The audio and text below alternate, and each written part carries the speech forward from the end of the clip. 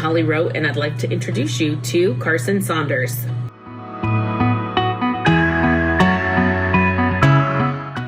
The 2023 Academic All-America Team Member of the Year for NCAA Division III softball, Karson has excelled on and off the field.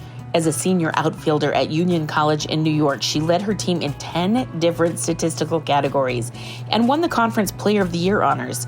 She was also senior class valedictorian, attaining a 4.0 GPA and majoring in sociology and English. Let's turn it over to Karson to tell us more about her journey. I think a big contributor to my success on and off the field was the community at my college, and it still is the community. I have been very lucky to be really close to my professors, to my coaches, to my teammates, to really any member of the community, whether it be staff or fellow student that I'm working with.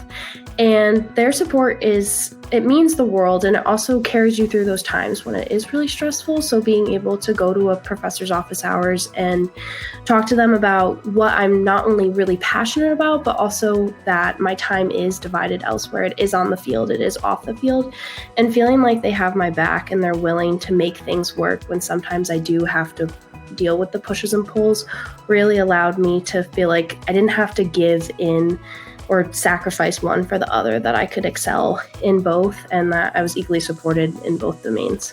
Being a part of the Union softball program has been one of the most positive experiences I've had. I transferred into Union, so this was my welcome to the campus, and I have to say the girls, they are some of the most welcoming women I've ever met.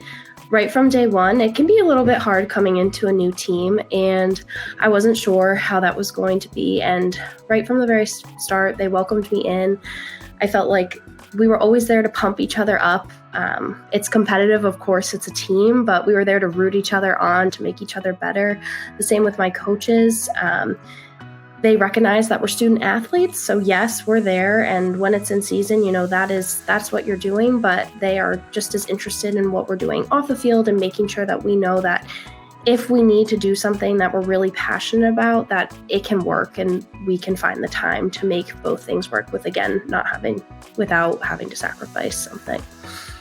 I would say the biggest influence in my life has been my mom. We're very, very close. She has always taught me that you want to put everything into what you're doing, but at the same time, your heart needs to be in it.